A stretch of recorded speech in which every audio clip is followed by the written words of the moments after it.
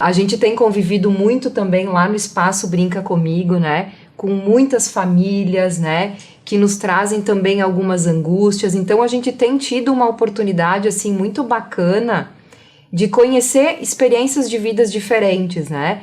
E nós pensamos em falar sobre a maternidade porque geralmente quando a gente pensa na educação e criação dos filhos, geralmente sobrecai muito mais a responsabilidade para as mães, para quem exerce a função materna. Claro que isso não é regra, né? Mas em 90% dos casos é dessa forma que acontece, né? A questão da maternidade, muitas funções referentes à educação e criação dos filhos acaba ficando mais sob a responsabilidade da mulher, que é um pouquinho que a gente vai conversar, porque nós somos mulheres e a gente está se colocando nesse lugar para falar nesse momento sobre esse tema, né? E nesse quadro Mulheres na Real. Isso aí.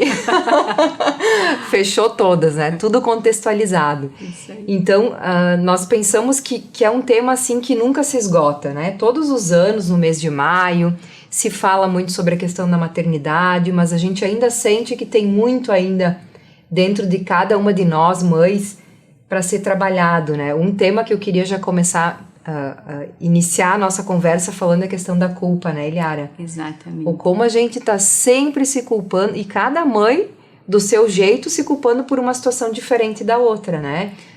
Sabe que, Laura, te lembrando fiz um curso no ano passado com a Laura, antes de nós sermos sócios da Brinca Comigo, quando ela estava ofertando esse curso para mães de bebês pequenos. E eu lembrei a Laura dessa fala, justamente agora no mês das mães, a gente poder trazer esse tema, porque eu estava para ganhar o Benício e como me senti uma nova mãe 10 anos depois, com maturidade, com os aprendizados, me conhecendo melhor, nesse autoconhecimento.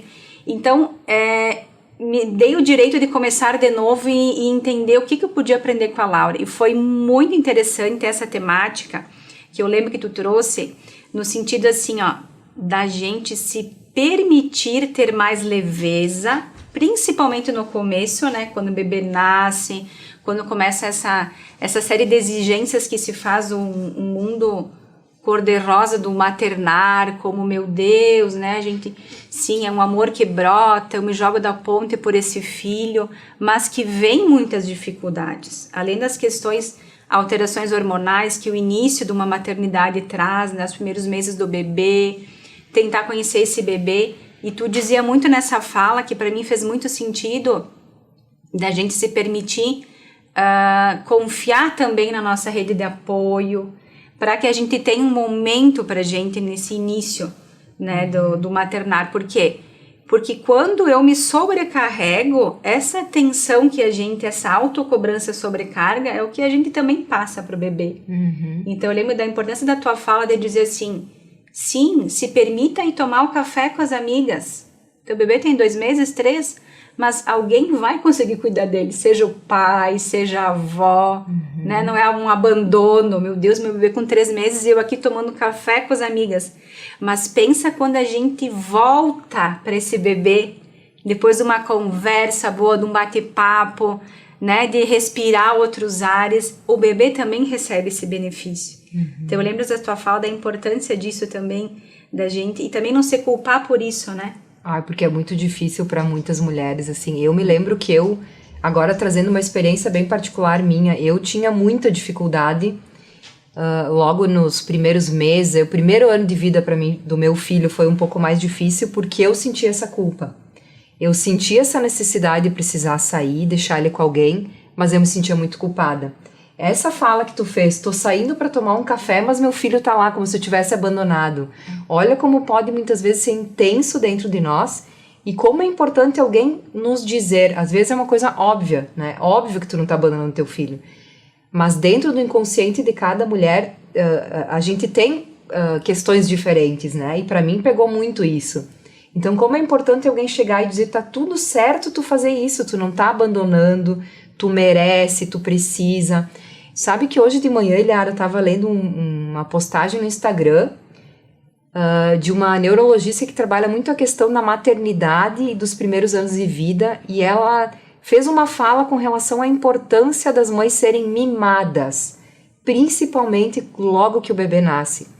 E eu achei aquilo fantástico, eu queria comentar um pouquinho aqui, eu achei muito legal essa fala, porque na verdade quando nasce um bebê tem toda uma questão hormonal no corpo da mulher, é uma mudança assim muito gigantesca, né?